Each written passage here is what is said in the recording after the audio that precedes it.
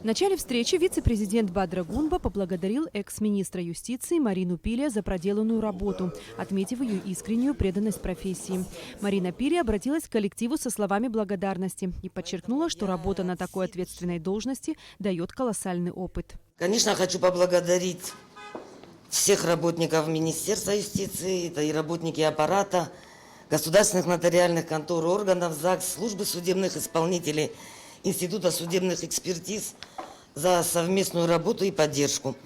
Вы все профессионалы, вас впереди ждут новые достижения, поэтому я от всей души хочу пожелать вам новых успехов во главе с новым руководителем. Вице-президент Бадра Гунба представил коллективу нового министра юстиции, 29-летнего Анри Барцыц. Барцыц Анри заанатла шара коллега Йоб скуяна год, ирей купшра шараш пыша дырра ишимо нейлацана абстазы аджиба амацазыжубха. Новый руководитель министерства поблагодарил руководство страны за оказанное высокое доверие и отметил, что вместе с коллективом постарается сделать все возможное для плодотворной работы. Наша страна, как часть мирового сообщества, находится в очень сложных временах.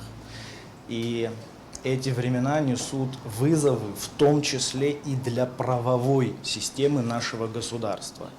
Именно в этой связи правовой регулятор и каждый из вас будет нести особую ответственность.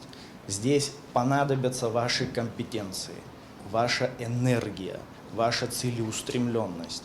И я думаю, что по совокупности мы выполним те задачи, которые ставятся перед нами руководством. Несмотря на молодость, за плечами нового министра серьезный научный опыт. Анри Барцыц – кандидат юридических наук.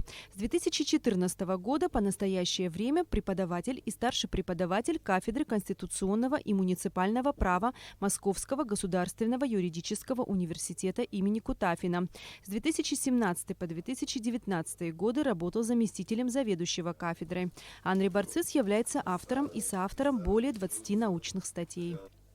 Эсма Голанзе, Степан Мартиросян, Тамас Чиковани, Абхазское телевидение.